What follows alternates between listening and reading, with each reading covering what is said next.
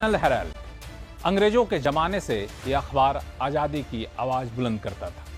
हिंदी में नवजीवन और उर्दू में कौमी आवाज़ के नाम से भी यह अखबार निकलता था। यह अखबार तो बंद हो गया, लेकिन नाम आज भी जिंदा है और शायद पहले से ज़्यादा सुर्खियों में है, क्योंकि आज ये नाम भ्रष्टाचार के आरोपों के लिए चर्चा में है। एनफोर्समेंट डायरेक्टरेट यानी ईडी ने इस मामले में 12 साल बाद अब चार्जशीट दाखिल कर दी है। चूंकि इस चार्जशीट में सोनिया गांधी और राहुल गांधी को आरोपी बनाया गया, तो देश भर में कांग्रेस के कार्यकर्ताओं ने धरना प्रदर्शन शुरू कर दिए। कांग्रेस और भाजपा की तरफ से तीखी बयानबाजी शुरू हो गई। लेकिन सवाल उठता है कि ये क्या भ्रष्टाचार के खिलाफ लड़ाई है या फिर बदले की कार्रवाई है? आज आवाज अड्डा में करेंगे इसी पर खास चर्चा। नमस्कार, मैं हूं लक्ष्मण राय और हमारे साथ चर्चा में शामिल होंगे विशेष मेहमान। उनसे आपका परिचय कराऊं, लेकिन सबसे पहले ये पूरा मामला समझना बेहद जरूरी है, क्योंकि ये मामला उतना सुलझा हुआ नहीं है जितना कि दिखाया जा रहा है। आइए सबसे पहले समझते हैं कि पूरा हेराल्ड केस है क्या। ये जो हेराल्ड केस है उसका नाता रिश्ता 1938 से जुड़ा हुआ है, जब नेशनल हेराल्ड नाम से एक अखबार शुरू किया गया था। यह अखबार आज़ादी के समय में स्वतंत्रता सेनानियों की आवाज़ बुलंद करता था और उस अखबार को शुरू करने वाले थे पंडित जवाहरलाल नेहरू, जिन्होंने इसकी स्थापना की थी। लेकिन इसका मालिकाना हक जो है एक कंपनी के पास था। उस कंपनी का नाम है एसोसिएट जर्नल्स लिमिटेड यानी एजेएल। उसके पास उस अखबार का मालिकाना हक था, यानी कंपनी अखबार निकालती थी। अखबार निकलता था, आज़ादी के झंडे बुलंद करता था, आवाज़ें बुलंद करता था, लेकिन माली हालत काफ़ी ज़्यादा खराब थी। माली हालत दिनों दिन बिगड़ती चली गई अखबार की, और जैसे जैसे हालत बिगड़ती चली गई वैसे वैसे कांग्रेस ने इसको पैसा देना शुरू किया लोन के तौर पर, क्योंकि ये कांग्रेस की आवाज़ को बुलंद करता था आज़ादी के बाद से भी। तो कुल मिला के 90 करोड़ रुपए का लोन कांग्रेस ने उस अखबार को दिया, यानी कहें कि उस अखबार के कंपनी को दिया जिसको एजेएल कहते हैं। लेकिन लोन देने के बावजूद हालात सुधरे नहीं, तो 2008 में एजेएल ने सारे प्रकाशन बंद कर दिए। अखबार के नेशनल हेराल्ड भी बंद हो गया, नवजीवन भी बंद हो गया, बाकी भी बंद हो गया। यहां तक तो बात ठीक थी, लेकिन अचानक से 2010 में एक कंपनी उभर के आती है। उसका नाम है यंग इंडिया। अब इसको ध्यान दीजिएगा, यहीं से सारा खेल शुरू होता है। 2010 में यंग इंडिया नाम की कंपनी बनी और यंग इंडिया कंपनी ने क्या किया, कांग्रेस से कहा कि आपने जितने लोन दिए थे 90 करोड़ रुपए हमको दे दीजिए। तो कांग्रेस ने 90 करोड़ रुपए का लोन जो है वो यंग इंडिया को ट्रांसफर कर दिया। अब लोन तो वैसे कोई लेता नहीं है, तो कांग्रेस ने क्या किया कि एजेएल के जो 99% शेयर थे वो यंग इंडिया को दे दिए। यानी यंग इंडिया ने कंपनी के 90% शेयर ले लिए, उसके बदले में 90 करोड़ का लोन उसको दे दिया। यहां तक भी बात ठीक है, लेकिन मामला आगे जो आता है वो आपको काफी ज्यादा ध्यान देने वाली बात है। अगला प्लेट हम देखते हैं, उसमें क्या निकल कर सामने आएगा ये आप देखिएगा। दरअसल यंग इंडिया जो है 2010 में इसकी स्थापना की गई थी। वही यंग इंडिया जिसने लोन खरीदा शेयर लेकर के, और उसकी स्थापना 5 लाख रुपए की पूंजी लगाकर की गई थी। यहां तक भी कोई दिक्कत नहीं थी। लेकिन उस यंग इंडिया में अब आप पूछेंगे सोनिया गांधी और राहुल गांधी के खिलाफ क्यों चार्जशीट है, तो यहां से मामला उठता है। यंग इंडिया में 38% शेयर जो है हिस्सेदारी सोनिया गांधी की है। उसी यंग इंडिया में 38% हिस्सेदारी राहुल गांधी की है, और उसी यंग इंडिया में 2 और लोग हैं जिनकी हिस्सेदारी है मोतीलाल वोरा, ऑस्कर फर्नांडिस समेत कुछ और लोग, जिनकी कुल हिस्सेदारी 24% बनती है। ठीक है, कंपनी ने दूसरे का लोन खरीद लिया, इसमें कोई दिक्कत नहीं है। अब इसमें आरोप धोखाधड़ी के जो लगते हैं वो ये है कि एजेएल की 5000 करोड़ रुपए की संपत्ति, जो अखबार था उसकी संपत्ति जो थी इस कंपनी की करीब 5000 करोड़ रुपए मौजूदा कीमत है, सिर्फ 50 लाख रुपए में यंग इंडिया को ट्रांसफर कर दी गई। यहीं से सारा मामला उठता है, जिसको सुब्रमण्यम स्वामी काफी जोर जोर से उठाते हैं। एजेएल एक पब्लिक लिमिटेड कंपनी थी।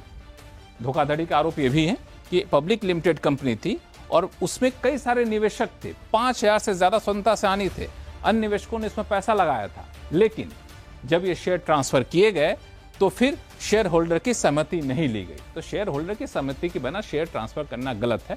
कई लोगों ने इसके खिलाफ यहाँ पे आवाज भी उठाई, और जैसे कि शांति भूषण, मार्कंडेय काटजू जैसे लोगों ने दावा किया कि हम भी शेयर होल्डर थे, लेकिन हमसे पूछा नहीं गया और फिर ये सारा कुछ जो है सो हमारे शेयर को ट्रांसफर कर दिया गया। दूसरा कि यंग इंडिया एक नॉन प्रॉफिट कंपनी थी, तो नॉन प्रॉफिट कंपनी व्यावसायिक काम कैसे कर सकती है, ये भी एक इसका आरोप काफी ज्यादा लगाया जा रहा है। कमर्शियल गतिविधियों में इसका इस्तेमाल क्यों किया गया। तो ये सारा मामला था और इस मामले के बाद ईडी ने इसकी कार्रवाई शुरू की। इस पर काफी ज्यादा बयानबाजी शुरू हो गई। इस पर मैं आपके पास आऊंगा, डिटेल में समझाऊंगा चर्चा के दौरान। लेकिन जिस तरह की बयानबाजी आई, आइए समझते हैं। देखिए पहले वो हल्ला हंगामा और बयानबाजी क्या थी, उसके बाद फिर मैं चर्चा करूंगा अपने मेहमानों के साथ। कांग्रेस पार्टी बहुत परेशान है, देश भर में धरना देने की बात कर रही है। धरना देने का अधिकार उनका है, लेकिन जमीन और फंड लूटने का अधिकार नहीं है उनका। जब न प्रॉपर्टी हिली, जो भी कानपुर, बरेली, दिल्ली की प्रॉपर्टी वैसी की वैसी है, उनका मालिक अभी भी एजेएल ही है। सिर्फ एजेएल की शेयर होल्डिंग अब 99% यंग इंडिया की है और यंग इंडिया में बैठे हैं 3-4 डायरेक्टर्स जिनको कोई डिविडेंड भी नहीं मिलता है। तो कौन सी मनी लॉन्ड्रिंग?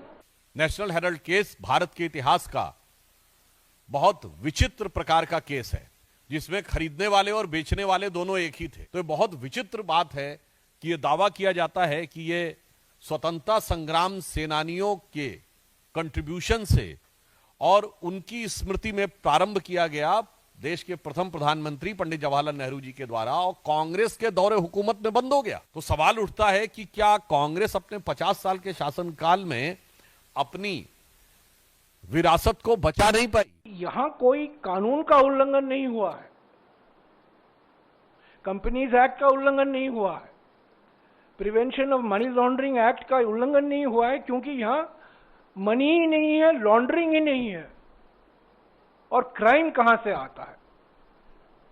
क्राइम यही है कि दो व्यक्ति जिनकी मानसिकता आपराधिक मानसिकता है, वो इस फेक नैरेटिव चला रहे हैं। क्योंकि मेक इन इंडिया तो विफल हो गई है, पर वो मानते हैं कि फेक इन इंडिया चलाओ। ये फेक नैरेटिव चला रहे हैं कि क्राइम हुआ है। कांग्रेस ने ईडी बनाई थी और आज ईडी की वजह से ही उन्हें भी परेशानी का सामना करना पड़ा है। एक बहुत बड़े जर्नलिस्ट से मेरी जब बातचीत हुई तो मैंने यही कहा था कि बहुत सारे इकोनॉमिक ऑफेंसेस को देखने के लिए संस्थाएं हैं, इनकम टैक्स डिपार्टमेंट है, और भी ऑफेंसेस देखने के लिए संस्थाएं हैं। ईडी की जरूरत क्या है? ईडी जैसे विभाग को समाप्त कर देना चाहिए। तो देख लिया आपने, जिसकी बात सुनिए लगता है वही सही बात कर रहा है, लेकिन सच्चाई आखिर क्या है?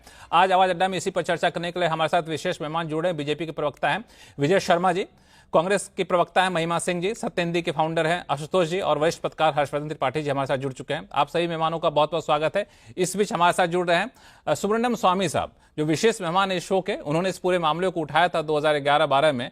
तो सबसे पहले उनसे बात करते हैं, फिर आप लोगों के पास आऊंगा मैं। सुब्रमण्यम स्वामी साहब, आज तो आप बेहद खुश होंगे कि अब ईडी ने आखिरकार देर से ही सही चार्जशीट यहां पे जारी कर दी है। चूंकि ये मामला पूरा आपने उठाया था, तो आपको इसमें घोटाला कहां नजर आया? जी, क्या हुआ था कि आज़ादी के आंदोलन के समय में तो इस अखबार की जो खबरें आती थी उस पर बड़ी दिलचस्पी थी सबकी, और हमारी स्वाधीनता के पश्चात अनेक जो पत्र आने लगे, कोई समाचार पत्र आने लगे, और वो यानी वो उसमें उनमें कोई बंधन भी नहीं था समाचार देने में। तो इसमें ये फीका पड़ गया, ये नेशनल हेराल्ड जिसको कहते हैं, और उसकी जो सर्कुलेशन थी वो कम होते गया और ये लॉस में जाने लगे। फिर कांग्रेस पार्टी उसको पैसा देती थी, तो इस तरीके से वो जिंदा रहते थे। परंतु मुझे लगता है कि दिन प्रतिदिन में 10,000 से ज़्यादा नहीं बिकती थी, ऐसा सिचुएशन था। तो तब ये फैसला हुआ कि इसको बेच देना चाहिए। उसमें मोतीलाल वोरा थे जो उस समय हेड थे, तो उनकी राय ये थी, और फिर धीरे धीरे सब लोगों ने मान ली। और फिर सवाल आया कि इसमें इसकी बड़ी बड़ी बिल्डिंग्स हैं जो बड़ी कीमती हैं, तो इसीलिए इसको किसी तरीके से अपने हाथ में रखें और सिर्फ समाचार जाएं, इसके लिए कोई व्यवस्था हो। तो तब जिस यंग इंडियन बनाया गया था, उसमें 5 लोग थे। उसमें मोतीलाल वोरा भी थे और ऑस्कर फर्नांडिस भी थे, और ऑफ कोर्स एक दो ये जैसे जो एक अमेरिका में उनका एक था, ऐसे लोग थे। परंतु मूलतः जो शेयर्स थे वो सारा सोनिया गांधी और राहुल गांधी के पास थे। तो उन्होंने उनकी पेड अप कैपिटल सिर्फ 5 लाख थी, और जो बिकने के लिए सबसे कम न्यूनतम दाम ये बिल्डिंग एसोसिएटेड जर्नल्स जिसमें जो छापती थी अखबार को, उसका इन्होंने मिनिमम 90 करोड़ लगाया था। वैसे उसकी मेरी राय में कीमती 5,000 करोड़ होगी।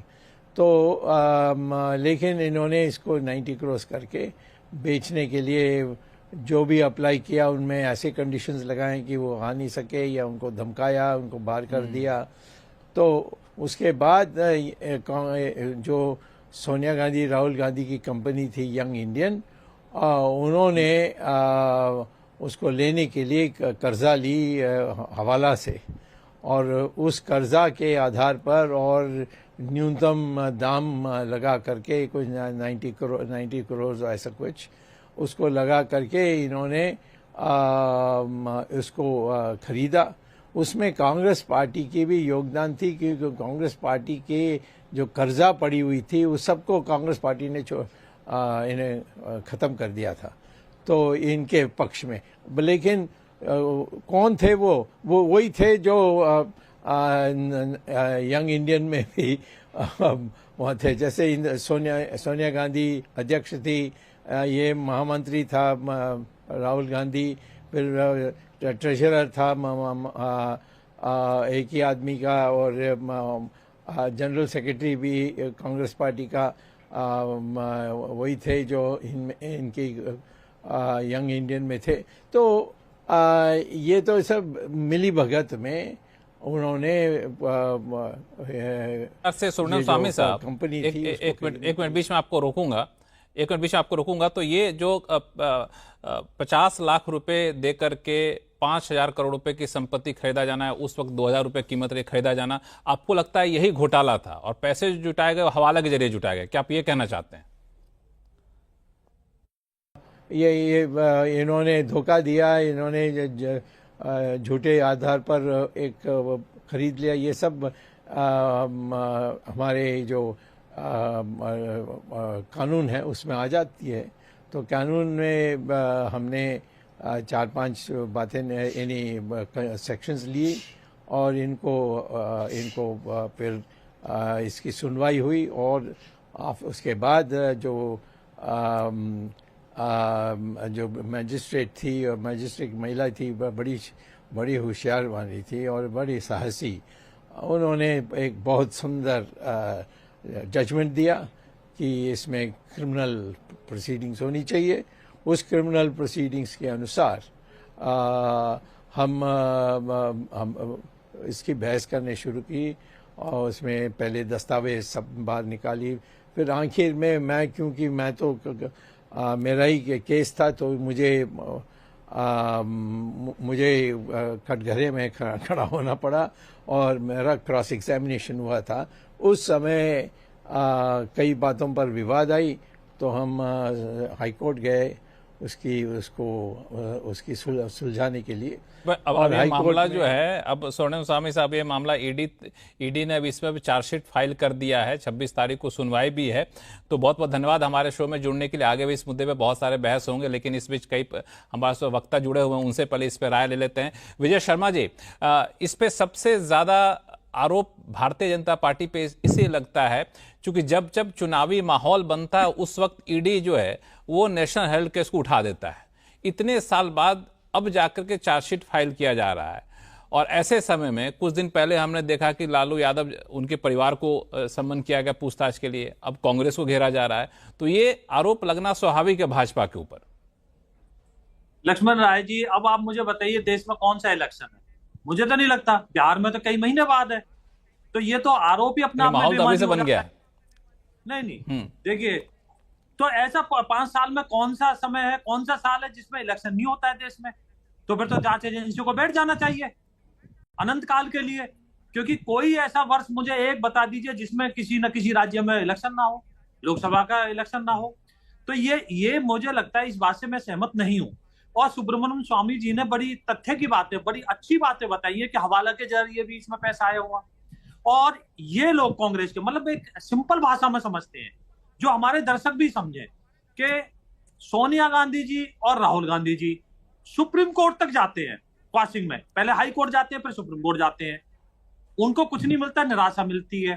तो फिर जांच एजेंसियों के ऊपर क्यों उंगली उठाते हैं? ये जांच एजेंसियों का तो काम है काम करना, और वो भी पहले सुब्रमण्यम स्वामी जी 2012-13 में कोर्ट गए हैं, कोर्ट के आदेश पे ये सब कुछ हुआ, और उन्होंने बता भी दिया किस तरह से वहां एक महिला जज थी, उन्होंने किस तरह से जजमेंट दी है, उसके आधार पर ये सब कुछ हो रहा है। दूसरा मैं बताता हूं, इसमें हाय तौबा करने की जरूरत क्या? अगर आपके खिलाफ कोई सबूत नहीं है तो अभी तो कोर्ट ने कॉग्निजेंस भी नहीं लिया, तो कोर्ट कॉग्निजेंस नहीं लेगी अगर आपके खिलाफ सबूत नहीं है। सबूत है तो भी फिर आपको तो जेल भी जाना पड़ेगा, आपको सजा भी होगी, आपको ट्रायल भी फेस करना पड़ेगा। फिर आप इस तरह से जो है ईडी, सीबीआई और इनके जांच एजेंसियों के ऊपर, जो अपनी संवैधानिक संस्था है, इनके ऊपर आप इस तरह से प्रेशर क्रिएट नहीं कर सकते।